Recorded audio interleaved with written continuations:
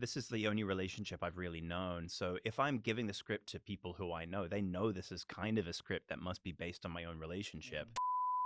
Do you love each other? Maybe we're just complacent. Sometimes simply be So happy together. Hey, I'm Michael Shanks. I'm the writer and director of the new movie Together, which is out in cinemas. I'm here at IndieWire's studio in New York to talk about this film on the Filmmaker Toolkit podcast. Let's just start with the premise here. The horror of spending one's life together. Yeah. And my understanding is you're in a long-term relationship with someone you've been with since college years, right? Yeah, we're approaching 17 years now. We actually met for the first time on Schoolies, which is like the Australian, like the budget Australian version of Spring Break. But, you know, nothing as sort of big and glitzy as that. It was more like a friend had a holiday house out in the bush and we could just go, you know, drink cask wine. That's most people's spring break. Yeah, so when right. the Florida thing is something that gets blown up on MTV and stuff. That idea, though, of, I mean, I guess really the underlying part of this is losing one's identity, right? Absolutely. And when I wrote this script, it was probably almost 7 years ago now. And so I was kind of approaching the end of my 30s, and I've been with my partner then for almost 10 years, and we were living together. And at that point, it had been years since we kind of had any unshared friends. We very much shared the same friendship group. We were at this point where we were living together, kind of eating all the same food, breathing the same air. Definitely some of her personality traits were starting to become mine and mine hers. And I that kind of freaked me out a little bit. I thought that was sort of, there are anxieties there when you're kind of committing to a forever monogamous relationship and realizing I'm ceasing to be an individual, but just now part of this whole. I certainly didn't know who I was without her, and I think she probably didn't know who she was without me at this point. So that was sort of the kind of genesis of where this idea came from. And were you actually, I'm wondering what came first, the device, or were you actively searching for how to adapt what we were just talking about into a horror premise? I kind of feel like it came together at once, but going back, I think I had the single sort of sentence premise of what if a couple's lives were so intertwined that even their bodies begin to merge, as something that I had kind of put away in the back of my mind because I thought like, oh, that's a funny idea, but it's too stupid. Like I was like, it's kind of too goofy to do anything with that. Then it kind of came to me when I was having some beers with Mike Cowop, who's a producer on the film, and Michael Cusack, who's an animator, who makes Smiling Friends for Adult Swim, amongst other things. And Cusack and I were kind of just talking in this pub about like, what ideas do you have in the back pocket sort of thing? And I said, well, I've kind of got this idea about a couple that, you know, kind of their bodies start fusing together, but it's kind of too stupid. And then Michael said, that's not stupid, that's good. And I went, really? And then I wrote the script the next week. Like I needed somebody else's like permission to say that, no, that's a good idea, you should do it. And I told my partner, like, hey, I think I'm going to write this thing. And she said, that's upsetting. but she, you know, said like it was upsetting kind of as a joke, because then she thought, oh, no, I like this idea. You should do it. And she came up with the best idea, the best scene in the film. And, what's that? The bathroom scene, or rather what happens in the bathroom cubicle is based on an idea that she said, like, oh, this should happen. If this is the premise, this should happen. And I remember saying, no, that's too far. And then kind of thinking about it, I'm like, no, it's not too far. That's the best. Like, why self-censor that? You're talking about the sex scene. Yeah. Louis, she said to me when I told her the premise, like, oh, they should, you know, have sex and then be stuck together with the genitals. And I was like, ew, yucky. And then thought, oh, no, that's a good idea. And can I do that in a way that both feels like fun and shocking and not pure schlock, but, you know, like trying to kind of be cheeky about it without being full nasty schlock about it. I mean, I love schlock, but it was important to me that I wanted this to take place in the real world and feel like these are real characters. But then as the premise kind of reveals itself more and more and the stakes get higher and the situation becomes more absurd, that it wasn't afraid to kind of lean into the ridiculousness of it. It's interesting. I want to get into the filmmaking and some of the things that you did with it, but from a screenwriting standpoint, there's a few things. I imagine if you work backwards from the big hallway sequence, which is like a big climactic coming together, how were you thinking about the idea of, okay, you have a premise, how many bathroom scenes could you do? You know, it's like there's a thing here of like how you can escalate it and also build it in that way that's still in this realistic terms, because I imagine that's a tricky thing there of like, again, if that's where we ultimately go, the last scene and then hallway, I imagine, was that a hard thing to figure out, of taking the device and kind of layering it in? It was initially. The hallway scene that you're referring to is actually the very first thing that I wrote, because once I kind of thought, okay, I want to pursue this idea, I needed to know what a scene would look like. What would a scene feel like? So before I had any indication of what the characters were or what the story was, I just thought, okay, a set piece in this film could be that these characters are at the opposite end of a corridor, presumably after a fight because they're sleeping in different rooms, and then their bodies carry themselves towards each other and they kind of start intersecting. And there weren't really character names. It was just like, like Jack and Jill or something. And I kind of wrote that scene, liked that scene, and thought, okay, cool. That's like the last thing I need to know to fully commit to writing the script. The kind of breakthrough was realizing that I could stagger the infection between characters. That realizing, if your premise is about these two characters fusing together, if that happens at the end of Act 1, that's a very different movie. That to me would be Stuck on You, starring Greg Kinnear and Matt Damon. Is that Matt Damon and Greg Kinnear? What a strange grouping of people. Those two actors of similar level. So then I thought, okay, well, what if it infected him first, and then we can kind of have this sort of Act 2 can be sort of in his perspective as his body's changing and he's got this thirst and he doesn't know what exactly is happening to him, and that's making him act differently, and therefore that's putting stress on the relationship. And then at a certain point, at the point of that that sex scene, suddenly the infection passes from him to her. And from then we can kind of go off to the races. Then we've got to have a short kind of infection sequence as we figure out with her that it overtakes. And then now they're both infected. That's a stakes elevation. And then we're just in like crazy fun kind of thrill ride horror third act. And if you already know physically where you're going at the ultimate part, you can then work backwards. Yeah. The very final image of the film, to kind of jump ahead, like that was also in like one of the first things that I wrote, or just like the first thing was like, that's got to be the final shot, as we see this person, they say hi, and then we cut. And I knew that just from day dot. That scene never ever changed. And kind of going back to your question about like sort of like structuring and stakes escalation. When I was writing the film, I sort of thought of the first half of the film kind of like a haunted house movie, whereby it's not a haunted house movie. It essentially is revealed to be a body horror movie with a supernatural element. But again, in terms of being able to kind of have the slow build of delaying the gratification of our characters finally coming together, kind of a haunted house structure sort of made sense to me, whereby our characters are in a new house, and that already is kind of creepy because you're in a new place, you're not quite familiar with it. And the way the kind of horror breaks out into the set pieces in that sort of second act is like they have a normal day and then it's nighttime and it's like a shot of a hallway and the house kind of creaks a little bit and you kind of think, is there something in the house? But then it always just kind of turns out that no, it's Tim. Something crazy is going on with Tim. It's interesting. I imagine from a screenwriting standpoint, another big question, and again, maybe this just came naturally, is I think whenever you have a device like this, how much are you going to explain it? I knew from the get-go that I didn't want to explain it. There's other scripts that I've written that are not produced yet, maybe will never be produced, but I've always been pretty reticent to really kind of get into the weeds. Oh God, if there's any Michael Shanks completionists out there, that there shouldn't be.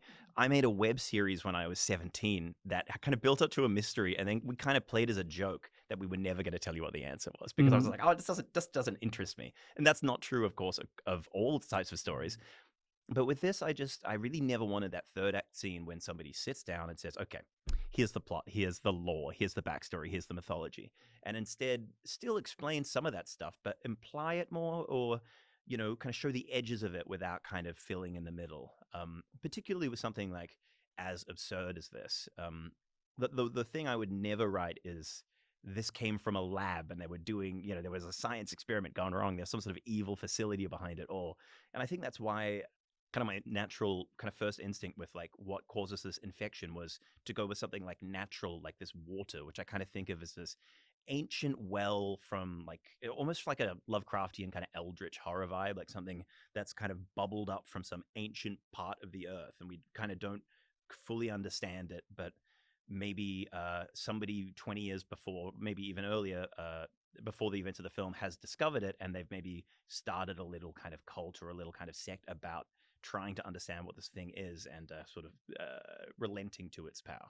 Was the whole a set that you had to build? I imagine that was probably one of the only ones, right? One of the only sets. Yeah. It was such a low budget film for the ambition of the script.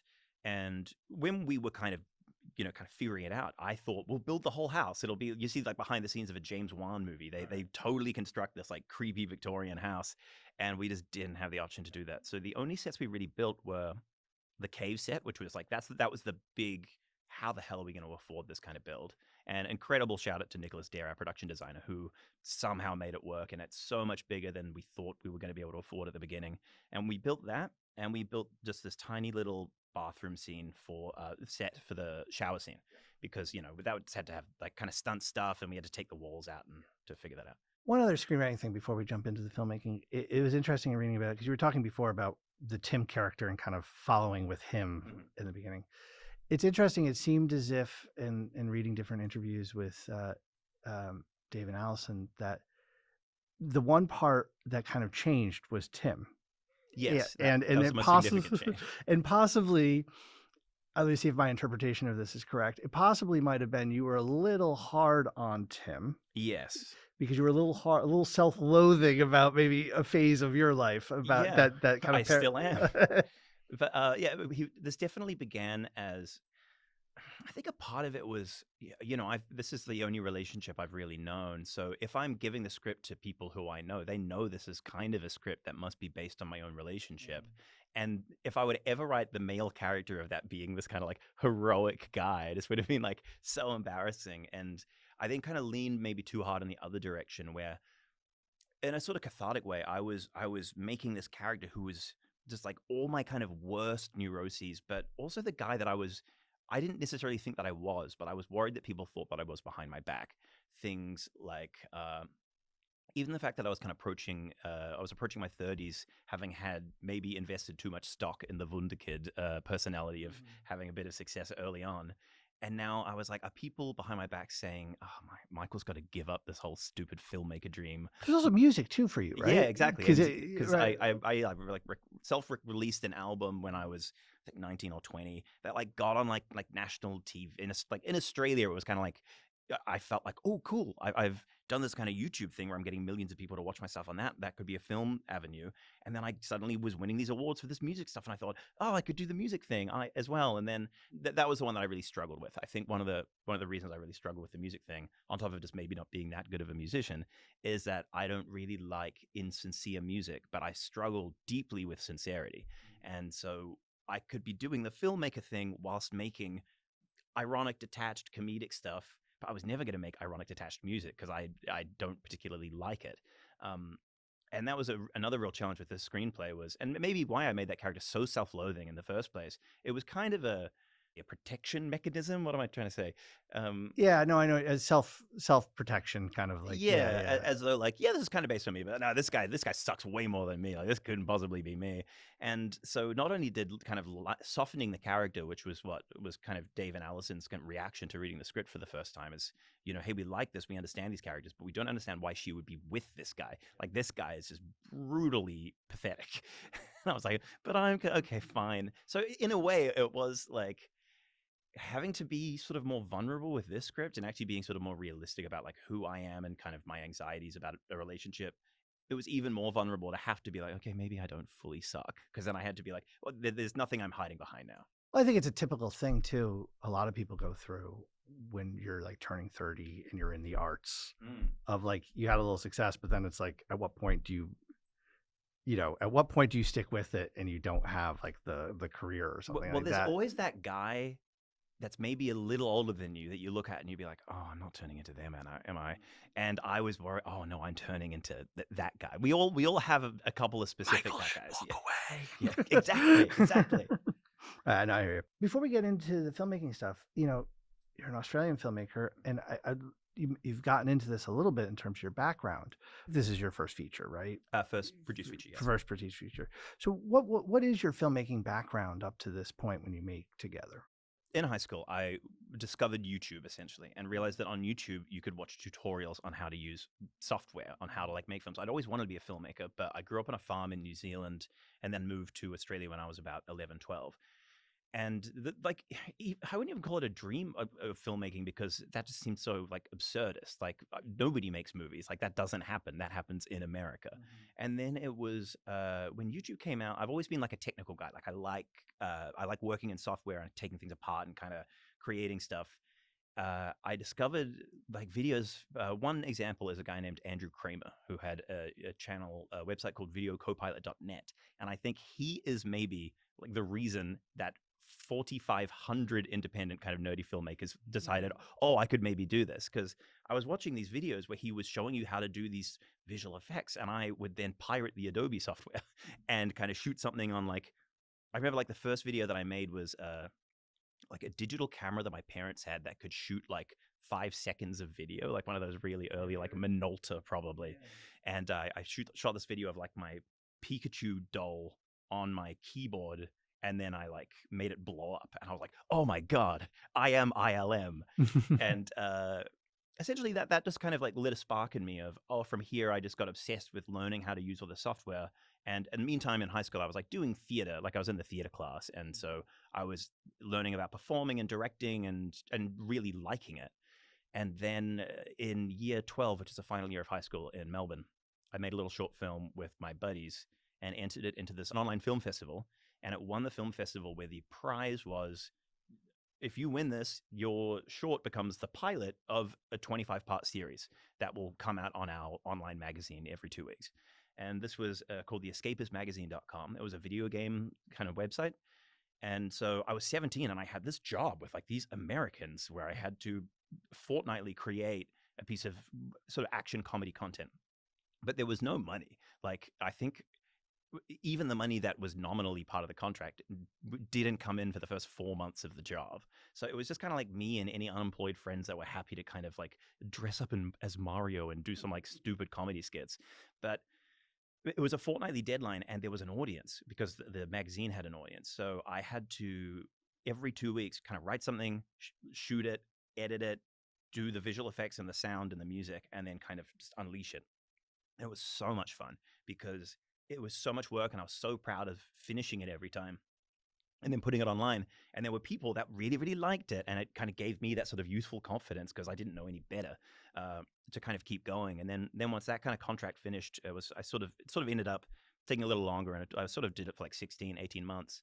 I just sort of had the confidence, and I had learned all these sort of technical skills and started making kind of YouTube sketches. But it was very sporadic. It was like every few months I'd kind of release a little thing, because the sketches were always about learning kind of like cinematic conventions more so than trying to be terribly funny. A lot of them were like dialogueless, and it was like about how could I use a whip pan to kind of get a joke? How could I play around with like what an espionage movie kind of aesthetic is to make a joke? So each one of these had like a technical experiment you wanted to do, or some kind of 100%. Yeah. Like one of them, for example, is this very stupid like cowboy sketch where they're kind of doing that stare down kind of, cliche, but they do it so much that their faces sort of start folding and shrinking into oblivion. And that was just me to like, with my little kind of 5D DSLR, like, how can I try and make something sort of look like a spaghetti Western, like I like fake the anamorphic lenses and kind of that stuff. There was always kind of a visual ambition behind the reason to make a sketch. So you had a decent working knowledge of kind of DIY VFX. Would that be a safe? Yeah, absolutely. Like, and to this day, it's just all I work in is After Effects. Just as sort of prosumer as you can get. So I want to talk then about the Together device here, and I kind of big picture pulled out, because there's lots of details to get into. How much of it is prosthetic? How much of it is VFX? And I'm wondering, I'm more interested in pre-production right now and the kind of the conception of it, because I think one thing that we should kind of frame this all as, this is a very ambitious movie for a 21-day shoot. Yeah, it was wild.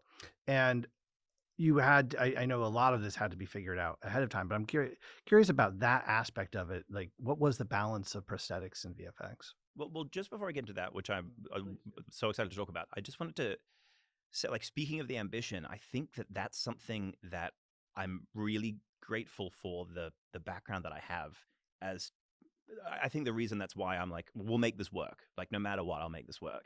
And that's, I taught myself visual effects, and I worked freelance visual effects to kind of, pay the bills just on like Australian music videos and silly things like that.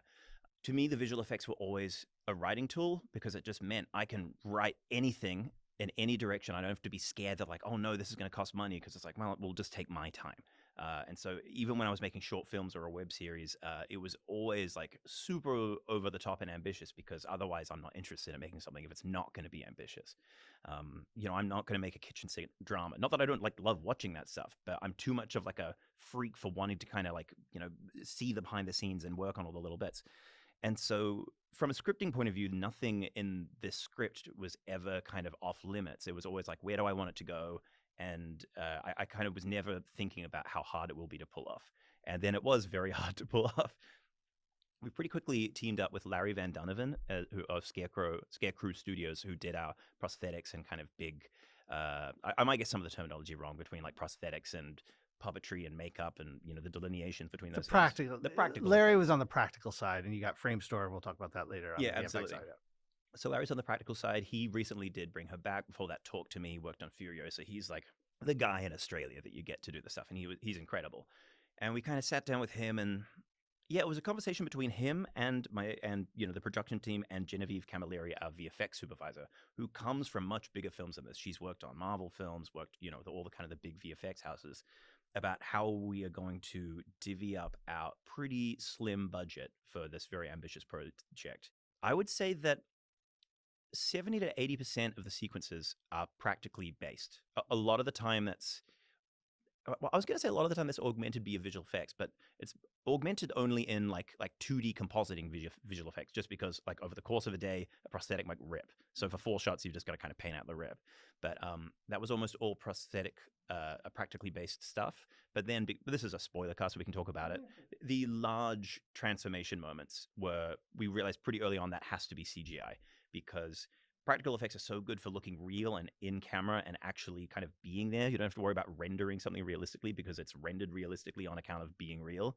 But in terms of like collapsing mass and kind of bones intersecting, movement underneath skin. Yeah, the subdermal stuff was really challenging to do from a practical point of view. So, or we just decided that it would be. So let's not even try it. Let's assign those big transformation shots to the CGI builds. And that is sort of where we had a few VFX companies work on the film, but the big kind of money shots were done by Frame Store. And I think in total, there's only 14 of them. And we had to be really judicious about how to use them. Some of them are shots that we sort of said, hey, Frame Store, we need this 4-second shot, and kind of knowing that, hey, we might kind of cut that in half so we could kind of have 2 bites of the apple of that one. Sorry, Frame Store, they were so nice to us. But those sequences are the hallway sequences with the conjoined arms, and then the kind of final transformation moments. Those are the big Frame Store moments. And in terms of like having your cake and eating it too, the hallway scene functions in such a funny way because I needed their arms to intersect in a way that looked painful and like crazy. Like, we'll never come back from this. But then the final shot needs to be, they're believably like separated enough due to the kind of magical power of diazepam that when we meet them in the next scene and they're conjoined, they are in a practical effect, and it needs to kind of realistically match and also go from something where you could never have severed these people apart without killing them to they'll be fine. When you're on set, what did the hallway scene look like? What was that like? Because I mean, there's beyond, you were just talking about the under the skin stuff, but I mean, just even the gravity towards each other and the pull. What did that look like? We had it was the most kind of practically challenging scene of the shoot by far. As I said, we had I think it was 21 days. It might have been like 21 and a half, but it was approximately 21 days. Which means every day you're shooting multiple scenes, at least 3 to sometimes 5, because you just otherwise can't get the sort of 90 scenes or whatever there are in this film in the can. But then the hallway scene was 2 full days of the shoot. So that's one scene. It goes for a couple of minutes of, a 94-minute film, and it's, 10% of the whole shoot. And it was challenging. We had wire work, which again just creates visual effects problems because you need to paint out all the wires.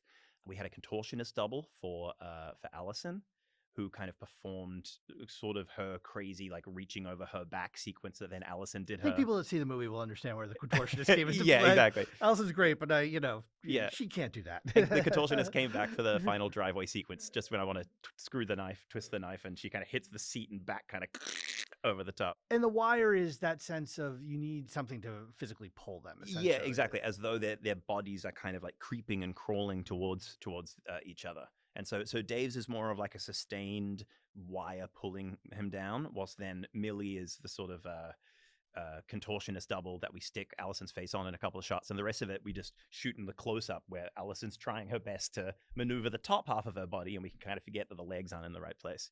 And then once they sort of we needed to kind of spin them over, so they each do a wire stunt that they both did where they kind of flip towards each other. And then once the hands joined, that's when we had to put makeup dots all over their arms and their hands and do the frustratingly necessary but frustratingly time-consuming thing of bringing in the kind of silver balls and that kind of thing to get the HDR eyes that are needed for Framestore to do the lighting.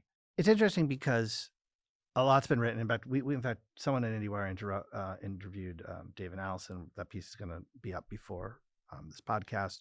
And I'm sure the real life couple, they've been together for a while too. I'm sure they brought a lot of authenticity or little subtle touches to it.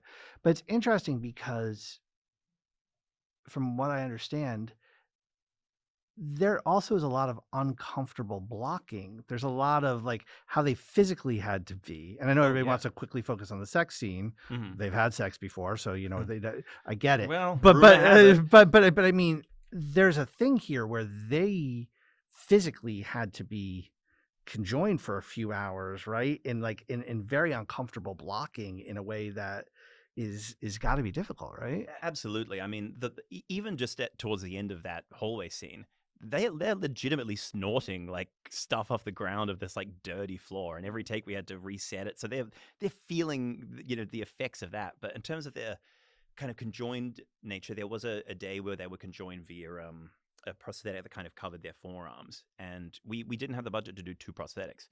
We had to preserve it, and prosthetics are really delicate. And not only that, Dave's strapped to a chair in that scene, and Alison is straddling him, so they're really close. Well, they're obviously super close. They have to stay connected.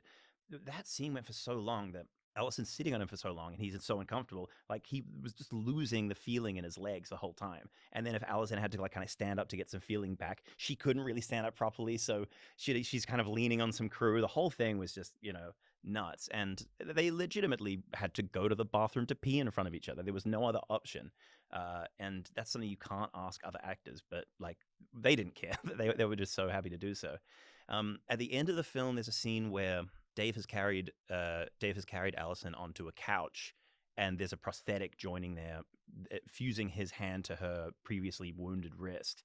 And that was something where we had to figure out the blocking of, okay, how can Dave carry Alison in a way that then puts her on a couch that wouldn't break a prosthetic? And we just designed the prosthetic around the only grip that was possible for that scene. So again, kind of like the visuals being informed by just what's practically necessary. What about that last scene? That was something very early in the script, right? You wanted an idea of. It's funny, you see him on the internet all the time. Like you can go like, "What does Chris look like with Frank Sinatra?" Or what did you naturally envision, and then also the execution of it. I think that because I assume it wasn't just an internet filter, like no, 100% wasn't. It's funny, like.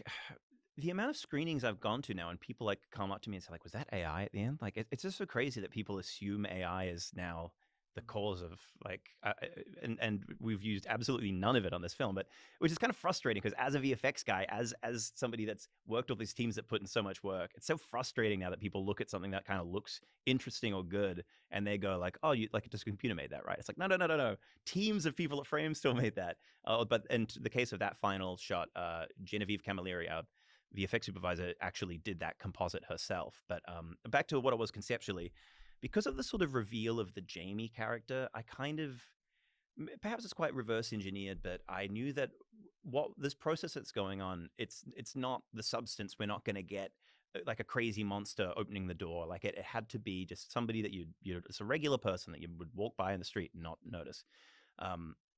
And then with Tim and Millie, when they're fused at the end and we see them for a fraction of a second, we called the character Tilly. That was kind of our working name for them. And in pre-production, Jen went up and took photos of Dave and Alison. And then in Nuke, or whatever software she was using, she was she made a bunch of variations on which elements to take from which of their faces to kind of figure out what is essential to seeing both of them in that final image. And how we did it in the end is it's basically Alison with a wig on, and it's Dave's eyebrows, but that's a makeup effect. The makeup team like recreated those like iconic Dave Franco's eyebrows, and then it's Alison's eyes, but she's got blue eyes, so we gave her brown contacts. So it's Alison's eye shape, but Dave's eye color. And then after we shot the scene with Alison, we moved in Dave with a bunch of dots on his face, and Jen has taken his jaw and his lips and stuck that onto the bottom. And maybe the nose, I can't remember the nose, but it's really a combination of makeup and you wouldn't call it CGI because nothing's computer generated, but it's compositing. This is a quote from you. Something that didn't have visual irony. Yes. Is this partially because, I mean, you tell me, but is this like so much of body horror and Cronenberg is like past? Is that what this is to a certain degree? Or is it? I mean, to a degree, I just think that I love Cronenberg, and I don't see irony or kitsch in Cronenberg's work or in The Thing, but I love practical effects as much as the next guy. But sometimes people they hold it in such high esteem that they don't know that there is something about it that sometimes looks fundamentally 80s, just only in certain sort of like kind of creaturey stuff, not all the time at all. Like I would always want, like, practical blood will never age, but there's something maybe about like a rod puppet that does look a little bit of the past. There is one rod puppet of Dave in this, which actually this is the one moment of the film where I was really quite happy with some visual irony. There's the scene where he's got hair down his throat, and Larry made this amazing, just like one-to-one photoreal Dave Franco bust, like just like in the screaming pose, and it's got a couple of rods so you can see him go like, and we set that up, and then Dave's really behind it with his hands pulling the hair out of his throat, and it's this incredible prop, but it's only in the film for like 1 second, and it does kind of look a bit 80s. Like, it does look a little bit, even no matter how perfect the puppet is, I do look at that shot and go, that's Total Recall. That's Arnie's face going, and Total Recall. And I don't hate that, but for the most part, when body horror kind of gets made, I think in a modern sense, it can often be ironic. It can be sort of kitsch. And I didn't want that, because I'm taking this world seriously, even though there is comedy in it. I think that is there's a sort of friction of approaching real characters in this insane situation. And if this looked like Society by Brian Yuzna, which is a movie that I love, like same with Reanimator, like the visual language of those films is grotesque in a fun way. And I kind of wanted this to feel a little more like we're not doing.